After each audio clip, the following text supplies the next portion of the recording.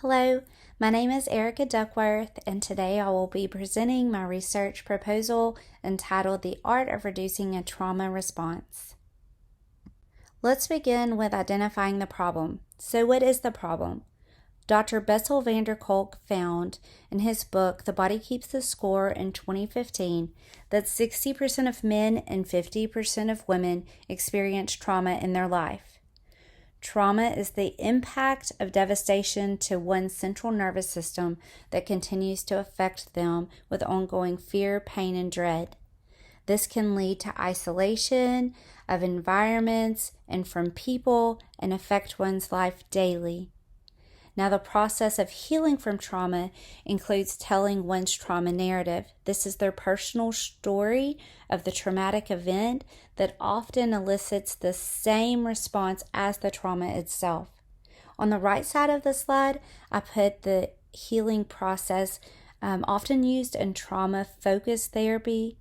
It is to acknowledge the trauma, observe how it affects your body, understand coping skills to help address the trauma and respond accordingly, re-script this trauma narrative, and to release what we do not have control of.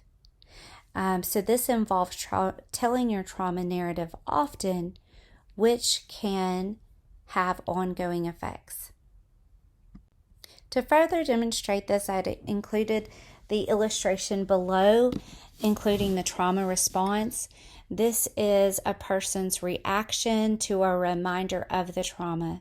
A person can be triggered through multiple sensory experiences, be it a smell, something they see, and a person or a reminder of the trauma.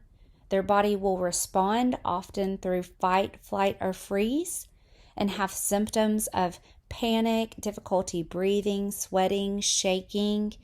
They're going to try to find ways to cope. This could be positive self-talk or guided breathing, or it could be negative.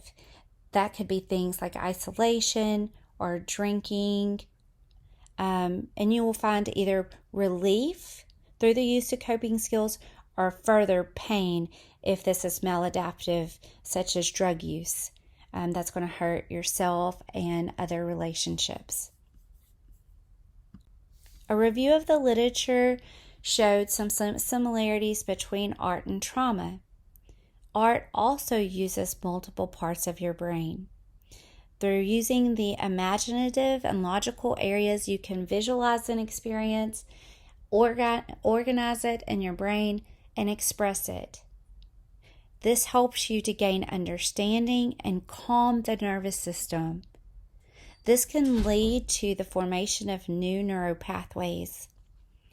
Diamond and Shrira showed this in survivors of the Holocaust who participated in artistic expression opportunities.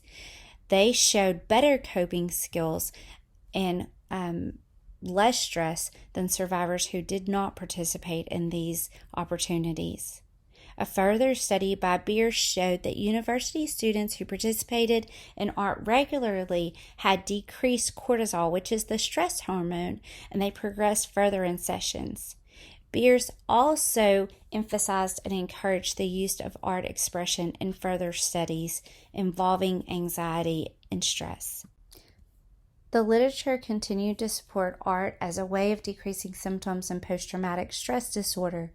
Mal Cody talks about the benefits of self-regulation through expression of your inward thoughts into your outward creation. This allows people to explain how they're feeling to others, giving you a sense of connection and safety.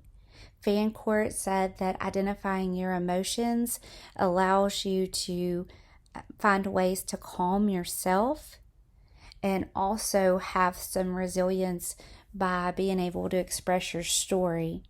These fine motor skills also, again, were shown to demonstrate calming movements. Because of the benefits of art expression of trauma, my hypothesis became, will the participants in this study of expressing one's trauma narrative through art experience less trauma symptomology as indicated in a pre-test and post-test using the post-traumatic stress disorder checklist. The participants will include people over the age of 18 that have a current diagnosis of post-traumatic stress disorder. The only exclusionary criteria would be if they do not speak English or if they're under the age limit. I would desire about 50 volunteers from a local counseling group that specializes in trauma. They would be compensated with one free individual session with or without art therapy. The materials needed would be the post-traumatic stress disorder checklist. Because it's pre and post test, they would need to be administered that 2 times. And then art materials for the art expression, as you can see here. The procedure would include sending an invitation to the clients of the local counseling group. They would indicate their interest by sending a return email, at which time they would be given the informed consent. Next, they would come in for the pre-test PCL-5, which would be given at the local counseling office in a confidential setting with a trained mental health professional.